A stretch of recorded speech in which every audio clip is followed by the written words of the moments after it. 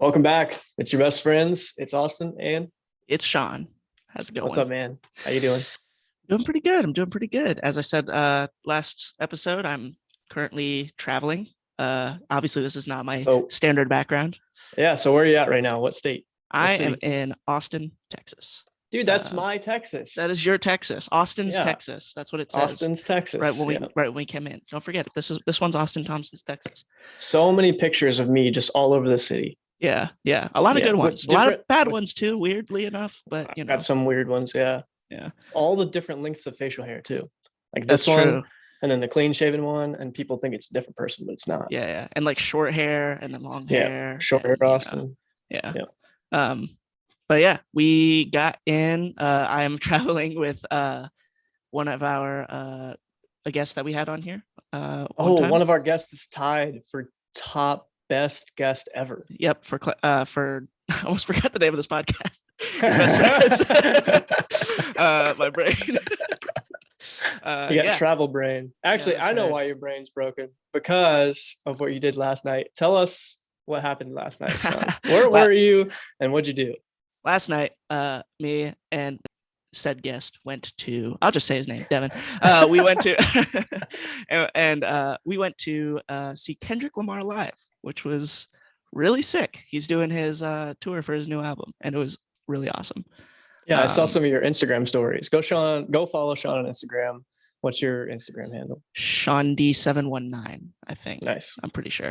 I think it's either that or S Danielson 719. One of the two. Yeah, You'll find them. I think it's the first one. You'll find me. Yeah. But yeah, it was sick. The openers were Baby Keem, and there was one other. I want to Dude, say Tana, I think is his name. I think I like Baby Keem, but I'm not sure. He's like Yeah, one of those rappers that I'm like, all right. And then the next song, I'm like, nah. And then the next song, I'm like, all right, this slaps. he's got some Anyway, heaters, dude. The the first dude that went out, Tana was his name. He was like playing a lot of like slower like rap that was like pretty chill, and I was really into that. It was a good vibe to get into. I would say the weirdest part of this concert was the opener situation was whack. Tana went out and played. He had a set for 10 minutes, and then he in left. minutes. Yeah, and then 15 minutes later, Baby Keem comes out, and his set was only 20 minutes. And then Kendrick came out and performed for like an hour and 45 minutes. So it was the weirdest like live music because mostly you go in and it's like 45 minutes, and then like an hour and a half, or like an hour and a half, or something like Yo, that. he performed for an hour and 45 straight. Yeah, dude. Not a single drop of Dang. water. Homie was wearing like long sleeves and long like pants too. In Austin, Texas. It was Wow. hot. It was really impressive. As far as like Baby Keem's performance goes, it was really good. It was really hype. Kendrick's performance was like, it felt very theatrical, which I really liked. I really Mhm. like when rappers bring on like this very theatrical, and like there's a lot of production involved, a lot of dancers, a lot of props. Um, yeah, it was really enjoyable, really impressive. I've never seen rap live. Actually, that's a lie. I saw rap live at the music festival I went to, but it was Megan Thee Stallion, and I didn't enjoy it. Um, so seeing Kendrick Lamar live gave me a newer, like a better, uh, like appreciation for rap, I would say. So Yeah. I've yeah, been trying to get you in the rap and hip hop scene since I don't know, probably 8 years now. I'm like, dude, look, man, forever. you gotta, I would just send you songs, like, just check this one out. And then I would try to find songs that were like a little more like up your alley, but are still hip hop. And I'd be like, check this one out. This will get you, this will pull you in. And then every now and then you'd respond and be like, oh, that one's pretty good. Most of the time it's like, okay. Yeah, I'm super in like not super, but I am into most of the rap that I get shown nowadays. I would say, but I just don't choose to listen to it necessarily. They're like Chance the Rapper. That's someone who I put on an album and I'll listen to an album all the way through, like just like Yeah. me going through it. And then sometimes there are some artists that like when a new album drops, I'll be like, all right, I'll listen to it, and I'll listen to it through once. Kendrick was one of those. Like he just dropped that album and I listened to that and I liked it. I didn't go back and listen to a lot of it. And then I think Kanye's was the other one. I went and listened to Donda. Oh, and Drake's, not the newest one, but the one before, the Certified Lover Boy. Yeah. Um, Dude, I have a funny story about that. I was talking to someone, it was like the day after it dropped, and I was like super tired. I said, yo, have you heard Drake's new album? I said, I said CBL, you know what I'm talking about? And they were like, you mean certified boy lover? I was like, bro, I meant CLB. Run it back. Certified boy lover.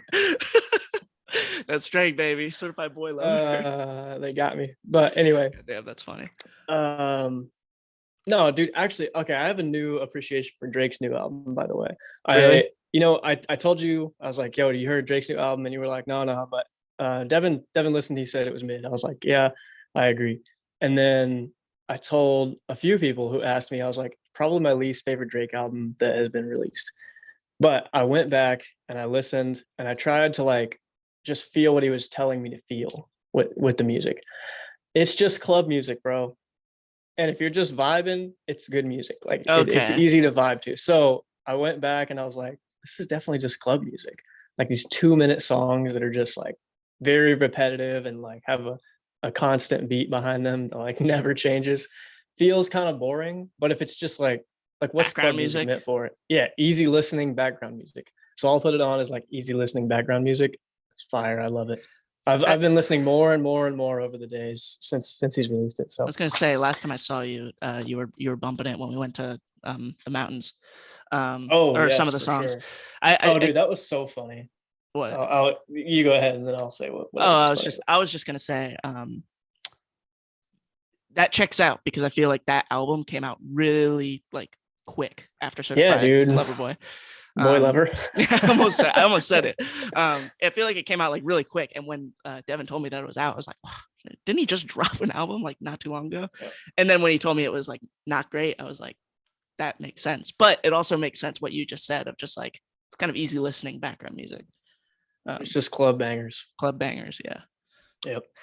Dude, when we were in the mountains together and we had this little like JBL speaker, whenever it was so anyone who knows us, even like 1 ounce, if they walked in and if they were curious about who was playing music, they could answer it in like a millisecond.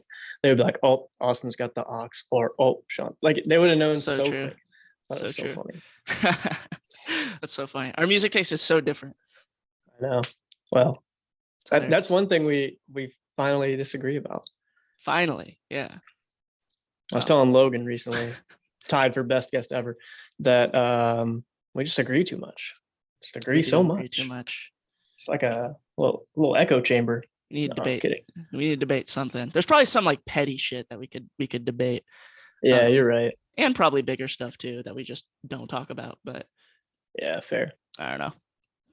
Anyway, I got an article. Let me show my article. Let's make sure I can see it. Share. Only the host has sharing oh my God, permission.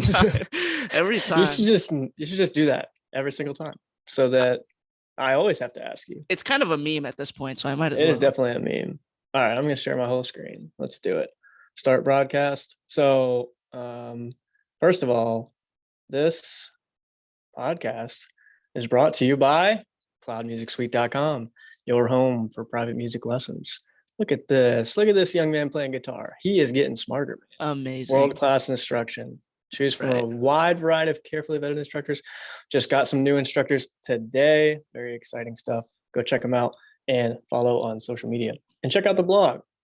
Get some new blogs. Yes. Love it. Anyway, here's my article. So Costco's $1.50 hot dog deal has defied inflation, but fans say it isn't what it used to be. I don't care what fans say. It's still cool to me. Look at this, dude. Look at that, bro. Wow.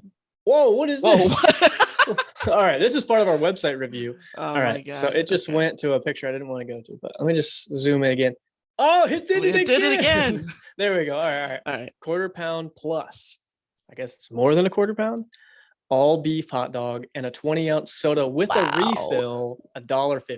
That is insanely cheap. Isn't that crazy, bro? So, ever since, here it is, 1985 was the first time that combo was introduced, and they have not raised the price on it a single time. Wow. A single time. That's incredible. They say that based on that inflation calculator from the Bureau of Labor, I think all inflation calculators and metrics from the government are skewed like nobody's business. So it's probably way more than $4 today, but they're definitely taking a loss on this little combo they have there. Yeah. But that's so interesting to me. And then he was on a like CNBC or something recently, and the last question they had was, well, are you considering, based since we've had like highest inflation rates in 41 years, are you going to raise the price? He said, not a chance. And they were like, all right, thanks. I'm curious. Did he So, answer why? Like, does he have? Is he like, this is a fan favorite? You know what I mean? I don't shop at Costco, dude, so I don't know what the rage is about this hot dog. But I bet it's just like they've done it like this for so long, and now it's like a talking point. We're talking about it right now. So we're talking about Costco. This is like free advertising. So it's true. I would say it's like a marketing stunt at this point. Yeah, Like probably. I don't think they care if they lose money on it, because they're going to gain money in terms of people talking about Costco and going and buying a membership and buying a bunch of groceries. It's probably more expensive to change the sign than raise the price of this hot dog. Bro, you're so right.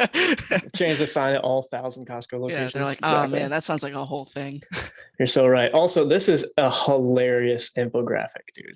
I can't. It reminded me. We talked about burger inflation with McDonald's. Yeah, you're right. The Big Mac index. This is kind of the Big Mac index. This is bringing back those memories. Yeah, you're getting old, because that was oh my god, that was like episode 6 or something. Yeah, it was back there, back in the Your Best Friends days. Yes, you're right. So there it is, $1.50 hot dog. All right, let's see. Co-founder, the current CEO suggested raising the price one time, and in a now legendary exchange, one of the co-founders said he shut him down quickly, and he responded with, "If you raise the price of the effing hot dog, I will kill you." So instead of increasing prices, Costco, gangster. Dude, they're not messing around. Costco switched from Hebrew national francs to making its own Kirkland signature bread. That's genius. That's vertical integration right there. That's genius. Some loyalists question whether they're still getting as good of a deal as they once did. I mean, I guess that's fair. It looks pretty good though, man. It does look pretty good. It looks like a solid hot dog for like a grocery store hot dog. Yeah, I mean, it looks better than a gas station hot dog. That's for sure. That's for sure. A lot of people say it's a staple to their Costco experience. It's a heck of a deal, even at $2 or $3. I agree, dude. If they raise it to $2, like, it's not like people are going to stop buying it. Yeah, and that would be all up in the headlines too. But anyway, so yeah. Yeah. Wow. There's the article. You want to give this website rating? Little rating. I'll zoom out so you can see. Yeah, let me see. We got mid-roll ads, 3 of the exact same ad. I don't know. Yeah, that's a weird strategy on that. Another one for the exact same ad on the right side. Ad at the very top. They're getting that AdSense revenue. Should we click an ad just to support the website or no? Well, what do we have a choice on what ad to click? Because it looks like they're all the same. Yeah, you're right. We click the Verbo one. Probably like a 5. I'd give it a 5. Yeah, I think it's a 5. The ads are a little junky. The ads are junky, but it's also not. There's nothing like following. Like you're scrolling, and there's no random videos that are starting to play. Yeah, I like that. There's nothing on the sides really besides those ads, and they're just kind of staying put. So a 5 sounds good for this. Yeah, no, I agree. Right in the middle of the road. That was from the Seattle Times. Anyway, it's kind of a weird question, but do you have like a food that you remember eating at a young age from like a weird location that was just like so good, like it's a staple of your childhood? Like I'll give you an example. Like for me, like within the same vein. Like I remember when I was younger, my family used to go to Sam's Club. We'd shop at Sam's Club, and there was like a little food court there. Hold on. Those pizzas from Sam's Club, is that what you're talking about? I was gonna say the soft pretzels. I was gonna say the soft pretzels. The soft pretzels were amazing, and I loved soft pretzels when I was younger. And the Sam's Club one was just like perfect. It's so buttery and salty. Woo. I've definitely had. Wait, didn't they also have like a what is it called? Like brown sugar cinnamon one? I think so. Yeah, we would get those. We would go to Sam's a lot when we were younger too. That seems like the thing if you have a bunch of kids. Their pizza's good too. I do remember their pizza. Their pizza is good. It's huge slices, and it's super cheap. I don't know if it's still cheap. I haven't been to Sam's in a minute, but yeah, me too. No, we definitely ate the pizza at Sam's, and I feel like there was something else, but I mean, just free samples in general. Right. But that's not really like a staple thing. Yeah. I will say I used to tear up. This is not from a weird place, but I used to tear up some Bojangles, bro.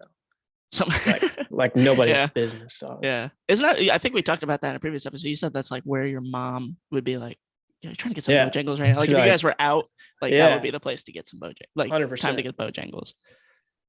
Yeah, like every single time, every single time. Yeah. Yeah, it was a bad habit, but it was yummy. That's for sure. Bojangles. I mean, I grew up up north, and there were like no Bojangles up there. So That's a sin, yeah. Well, maybe dude. You there know, was, like but we just never ate it. It was mostly KFCs. my my girlfriend is from Texas, and there's have you seen these out there? Let me know. Canes. Have you seen Canes? Like Raising Canes. No. Wait, I don't think so. I think It's it's like the just chicken Canes. strips. Oh yeah. Yeah, it's Raising That's Canes. two names. I didn't even know, bro. Anyway, yeah. Are those up north or no? I don't think so. The No, only other yeah. place So I've she seen went one. back and visited. Oh, go ahead. Sorry. The only other place I've seen one was Clemson. Like what? Like back at school, there was one on Oh, campus, but that makes that's about sense. it. Yeah. So she went back just to visit some friends like a few years ago now, and all of them were like, "Oh my god, you got to come eat Canes." And she was like, "Yeah, let's go eat Canes. Like I'm excited because it's the best chicken ever." She ate it. She texted me. She was like, "Bojangles still wins." Dot dot dot. It's like, yes. She said it's just Amazing. chicken. Like it's just chicken. We were talking. Anyway. Me and Devin were talking about we gotta hit a lot of the like fast food restaurants that are only over on this side of the country. So like we've been passing a bunch of Whataburgers. Never eaten Whataburger, so I gotta mean, check that you out. got to do it. You got to do it, but it's pretty just. It's just a burger. Yeah, That's my opinion. and In-N-Out. In-N-Out is another one we gotta hit. I've heard it's also legendary. I've eaten In-N-Out before, and hot take, but it kind of tastes like just McDonald's. Oh man. Yeah. So No, I mean I've heard people say that too, and I've heard a lot of. Have you seen those videos where they compare like Shake Shack to In-N-Out stuff like that? Yeah. Dude, Shake Shack way better. Yeah. Amazing. What else? Del Taco too. Gotta check out Del Taco. Oh god, the free shavakadu. What a meme. Welcome to Del Taco. They got free Shavakadu. free shavakadu. Classic. Man, we have Anyway. not delivered on the meme review yet. Ah, dude. No, but we do have our next guest for real this time. Yes. Probably next week. Very high percentage chance. We have our Very next high guest, percentage chance. probably. Either that or the week after. All right. Word. I'm gonna put it in stone. It's gonna be on the internet now. Okay. Next week or the week after, we've got our next guest. I can't say his or her name yet because I want to keep it a mystery. Yeah. Keep it a mystery. Well, I got a new book I'm reading. Oh, tell me about this book. Thought you might want to hear about this. So, first of all, HomeBiotic is the natural probiotic for your home. Okay, I've had this behind me.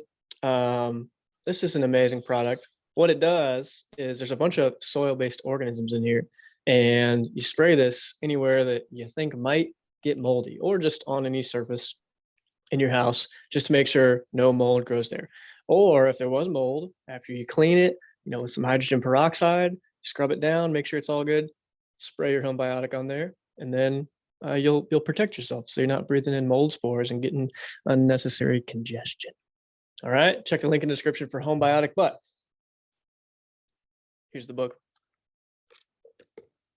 It's called A New Earth Eckhart Tolle. by Eckhart Tolle. Okay, so this is the same guy who wrote The Power of Now. So if you haven't seen Best Books podcast that we did, go ahead, pause the video, go watch the Best Books podcast. The Power of Now was one of those books, at least for Sean, if not both of us, or it was one of my honorable mentions.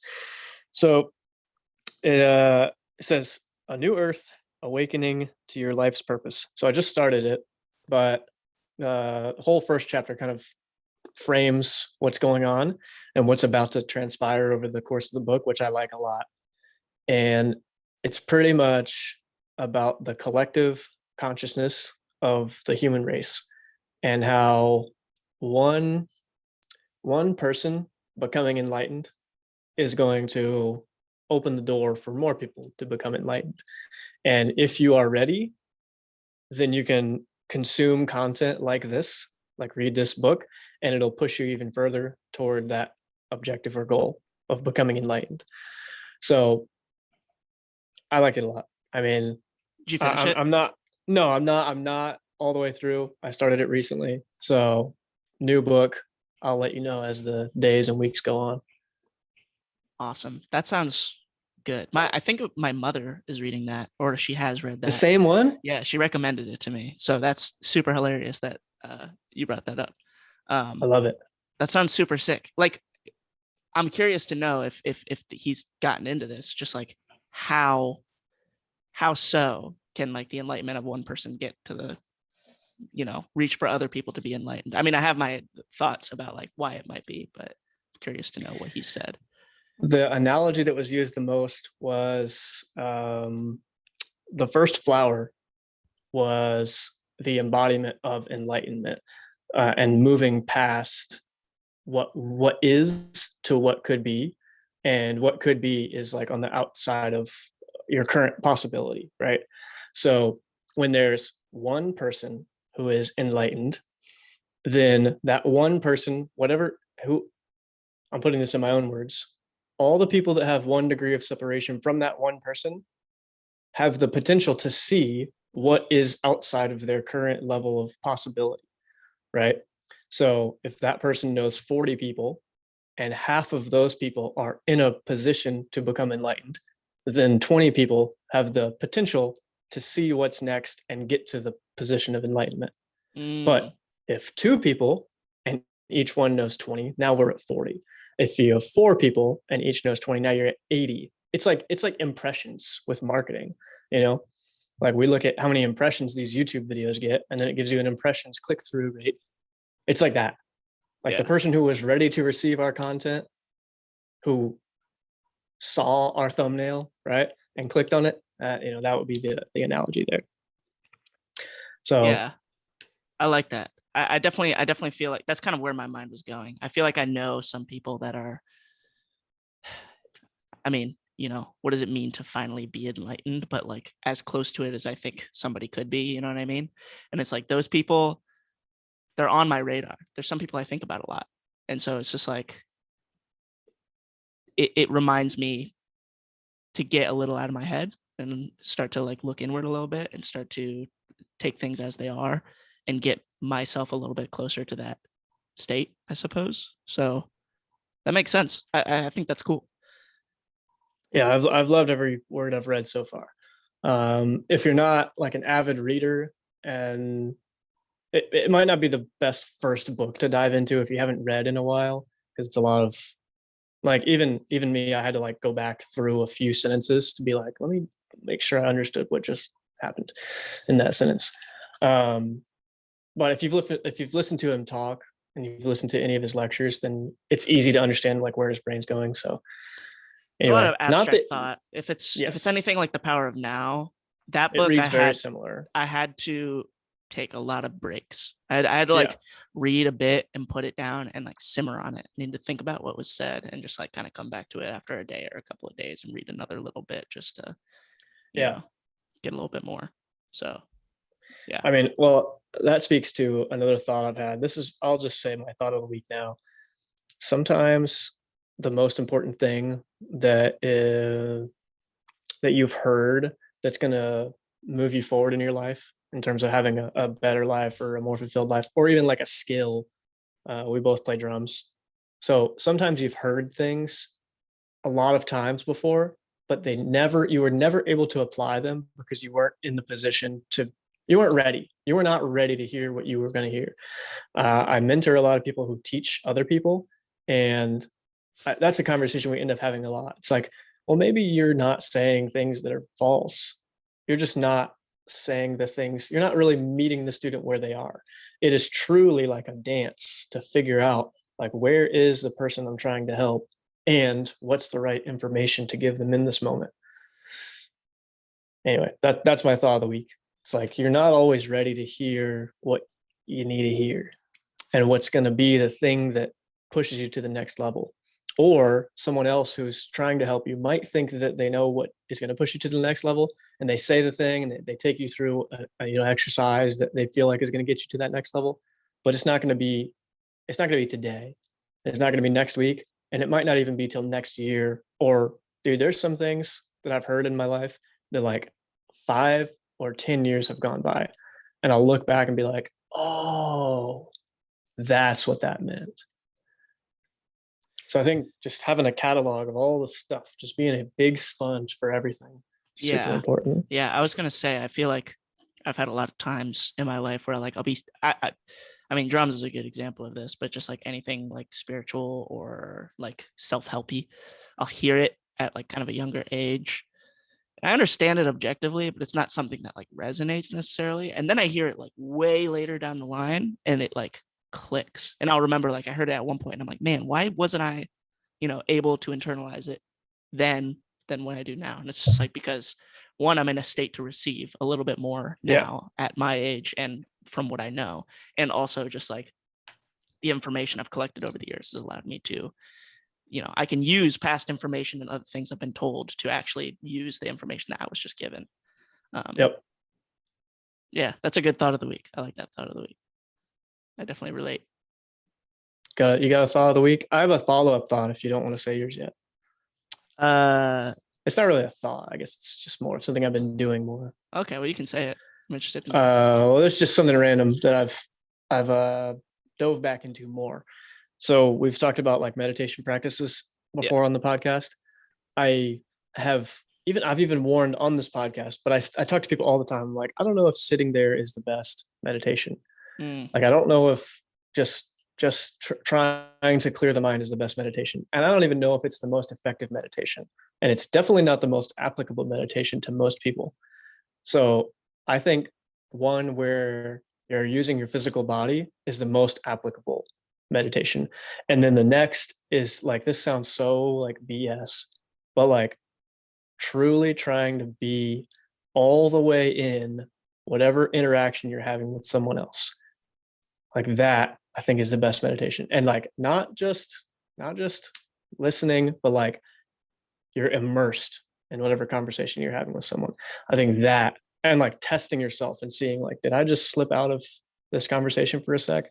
Why? It's probably not because this person's like boring. I should probably look inward. Like I probably have monkey brain right now.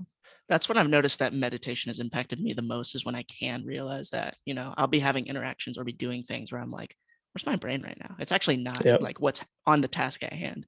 So yeah, I agree. Also, but I've been doing a lot more movement meditation recently, like Tai Chi type, like moving meditation where you just drop into a particular motion or pattern or flow that's very repetitive, and you're not focused on your breathing. You're just doing this pattern, and it's like ideally it would be one that moves the whole body. So, you have an example? Are you doing like yoga or like? Not yoga. It's like literally just one repetitive motion. Like maybe you take your arms and you swing them up to the left, and you let your right foot come up all the way up to your toes, and then you go the other way. And you can look those ways at the same time. 5 minutes, 10 minutes, 15 minutes, eyes closed, eyes open, whatever you want. Inside, outside, barefoot, not barefoot. Definitely, like I feel I can identify the moment where I go from choosing to do it to being in it. And it's very special. I've always done like slow walking meditations too, just like trying to feel as my, the next skin cell on my foot hits the surface that I'm walking on, and try to walk as slow as possible with the most perfect posture as possible. But I hadn't dove into like Tai Chi movement meditations before. Sure. So kind of diving into those. Yeah. Feels great. Feels very good. Whenever I meditate now, sometimes I'll do this like stereotypical focus on the breath. But one of my favorite things to do is to think about the points of contact on my body. So like I'll like shuffle between like three. I'll think about like my feet on the ground. I'll think about what are the sensations of my feet and that contact between my foot and the ground. And then my butt in my seat and then my back in the seat. Or my hands on my lap. That's another one that I usually do. But yeah, I like to like cycle through those and just kind of like be aware of them. It feels very literally grounding. Like I feel like literally grounded in the situation when I do that. I love it. Yeah, I have another like a very small tidbit thought of the week based on just this conversation, just because we were talking about it. Anybody who's in search of enlightenment and like trying to get to meditation, I think it would be beneficial to remove the word try from their vocabulary. I agree. Because I think trying to do anything is going against what you're trying to do with enlightenment, which is just let things be as they are. Oh, I can't, like, I can't sit down and like breathe, meditate. I'm trying, but I can't. Well, that's, you're trying. That's the problem. Stop trying. Yeah, I'm trying to do this. I'm trying to do that, and it's like that's your body trying to put a resistance that isn't there, and that's what you're trying to get past. Dang. If you look at things without that barrier, I think that can lead you to some pretty gnarly places. I agree, dude. When I was really young, like I was probably in middle school or high school, I had there was a little stint where I had trouble falling asleep and I didn't know why, and I didn't like it. It's like, who wants to have trouble falling asleep? So I remember, and I probably like YouTubed it, and I was like, how do you fall asleep? Like, and then I found some video, dude. I think it was from Ariana Huffington, which I have a book by her called The Sleep Revolution. It's a great book. But anyway, um, it was like, well, they said they work with people who have sleep issues, and every single time, they say, I'm trying to fall asleep, but I can't. And they're like, that's the issue. You're supposed to fall asleep. You just fall into it. There's no trying. You just do it. Yeah. And I was like, dang, that moment, I was ready to hear that. And it 100% changed my life. And I'm sure you've heard it about me. People like joke. They're like, dude, once this man lays down, he's out. Yeah. Like I fall asleep so fast. It's ridiculous. Once I decide I'm going to go to sleep, I am asleep. Like, so quick. It's crazy because like I feel like most people say that about me too, but I definitely have those times where I'm like, I just like can't sleep. And I find that it's literally just because my body or like my brain is like, it's trying or it's starting to use a lot of mental energy to get myself to sleep. And it just doesn't work. It doesn't work. Yeah. It's the exact opposite of what it's meant to be. 100%. Anyway, well, that's my mini thought of the week. What's your real thought? My real thought of the week, the one that I've been actually thinking about this week, is about authority. So I'll get a little political. Yeah, a little bit. I'm excited.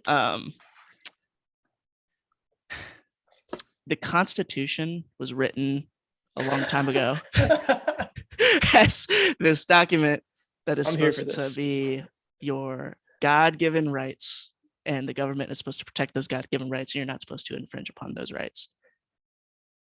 But the Constitution, by nature, is a document that outlines rights given to you by another person that wrote it. If you think about it, because it's like a lot of not if you believe in God. That's true, but I think even if you believe in God, because I think a lot of people, think about a lot of what's being talked about today, just politically between like citizens of just like, well, other countries don't have freedom of speech. Other countries don't have. If you truly believe that they were God-given rights, then you wouldn't have that point of view. That freedom of speech doesn't exist in this other country, or freedom to bear arms doesn't exist in this other country. There's still some kind of belief that humans are giving, has this authority over other humans, and they're giving you that right. Like, you should be lucky that you're in the United States because you're allowed to speak freely here, which is like, I don't know. I feel like it's a layer. There's another layer that people aren't considering when they think about like the Constitution is like this document that's supposed to protect my freedoms. That was something that was kind of bouncing around in my brain. Well, do you disagree with any of them? I don't disagree with any of them. You just think it's framed falsely. Yeah. Yeah. I think it makes people look at freedom in the wrong way. Like, well, what shouldn't you be free to do? It's a good question. It's a big question. Kill people, right? Kill people, yeah. Harm others. Mm-hmm. Steal other people's property. Yep.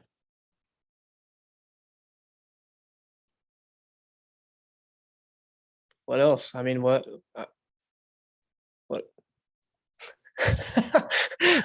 I'm with it. Yeah, that's how I feel. Like, what else is there? Don't harm anyone else. Don't kill anybody. That's harm. So that's all one thing. And don't take something from somebody else. Don't take something that's not yours. Yeah. Dude, this could have been so much easier. Right? There's so much complication, and I realize that there's a lot. I don't know. It's a very, government and politics and having a society is a very complicated conversation, but I also don't. There's part of me that thinks it doesn't have to be necessarily. Well, I have a question that's like somewhat kind of related that I Okay. just think about all of the time.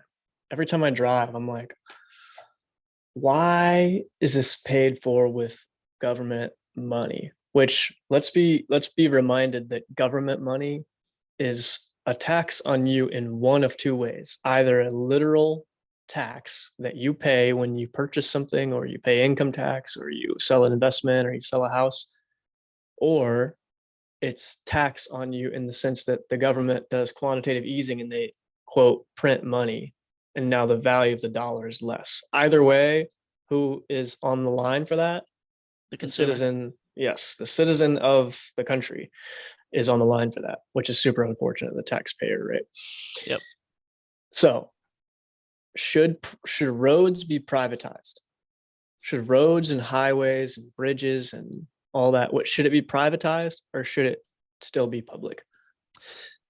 It's a hard conversation Because because I don't. dude, If but here's a let me do. Sorry, most of the work that's done is not government work. It's contracted by the government anyway. So it's a private company that's doing the freaking paving. It's a private company that has an engineer. Yes, right, someone oversees it, but why couldn't that company just do it all by themselves? Like I would bet anything that you can't just make a highway. I don't know the legal code, but it's not like someone who hates Highway 74 or Highway 84 could just make a competitor right next to it. Like the government probably is the only one that has that right. yeah. What's up with that? I mean, who else would pay for it is the thing too. If it was like strictly Well, privatized, everything would be toll roads, everything would be toll roads. or it would be they make a road that goes to a huge complex that has, I don't know, like a Whole Foods and like a this and a that, and then you have these big areas, but they would not charge you to drive on that road, because the reason you drive on that road is to go to this place where you can buy things that's owned by the company that maybe paves that road Oh, I understand what you're and saying. So maintain. You like know what I'm saying? the company would say, I would like you to put a road here that goes across Yes, my business. and then they can choose to charge a toll for you to drive on that road or not. And then it's like, oh well, there'd be price gouging. Well, no, probably not. If there's no limitation on who can make a road, right? Yeah, Then there would definitely be the more best road companies. well yeah, Well, for there sure. are too, but um, That's dang, just a nice thought experiment, because it's like it's such a huge scale, and like safety is a big issue on roads. yeah, So when I think to myself, I want less regulation, and I wish this was not publicized. I wish it was privatized. Almost everything I wish it was privatized. But roads is one where I'm like, I struggle with. I that is struggle to one I've fully never thought form my about. whole argument about it, and like what would be the best. Like the best I can think is toll roads. Yeah, toll roads, and then a business hiring out a company who is expert at paving roads, and that company has an engineer, and they make sure it's structurally sound. And then the person who's on the hook if something goes horribly wrong would be the road company, right? So then what about like houses? Like if I have a house, like would like Well, the housing developer, would hire a company to pave a road. That's already kind of how it is in a lot of places. Like you have to just sign like a you have a document. neighborhood? You have to sign a document that discloses whether or not this the road to get here is publicly maintained or privately maintained.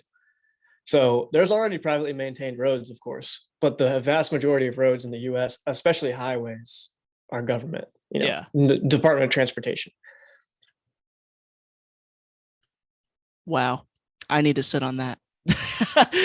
Privatized roads. That's interesting because I follow pretty much under the same camp of like I think a lot of issues can be fixed through a more privatized scenario. But the roads one is an interesting one because I never thought about that. I always thought my thought was always like roads and then maybe like something like firefighters and stuff like that. Like those are all good things that can come from like government funded stuff. But like, what would it look like if it wasn't? I guess is an interesting thought experiment. I think always the answer is it would be a lot worse until it's a lot better.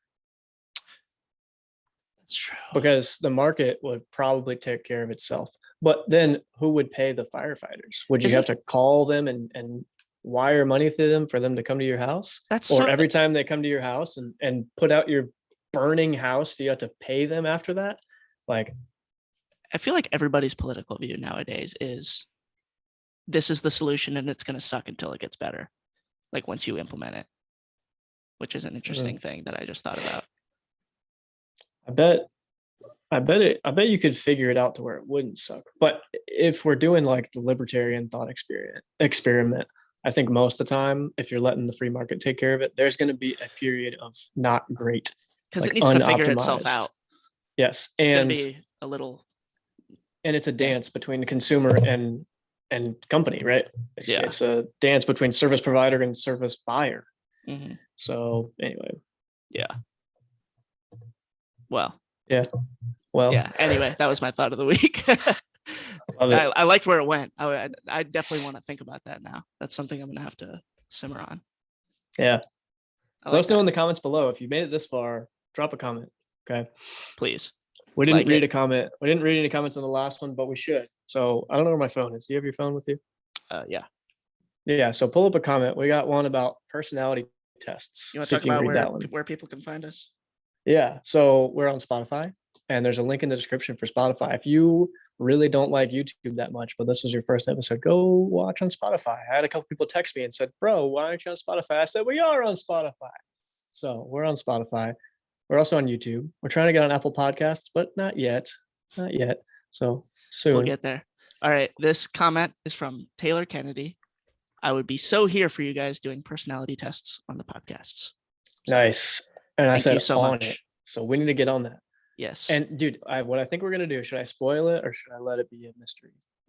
I'm not sure I know what you're about to say. Well, should I spoil a surprise or should I let it be a mystery? Oh. Let it be a mystery. It's going to be a mystery. All right. It's a mystery. At least for now. Wrap it up, Sean. Yeah, let's wrap it up. All right. All right. Go to the link in the description. Check out Spotify. Check out my new channel. Just posted a video called 3 Stocks I'm Buying for July 2022. Sean's going to start a channel too soon. One of these days.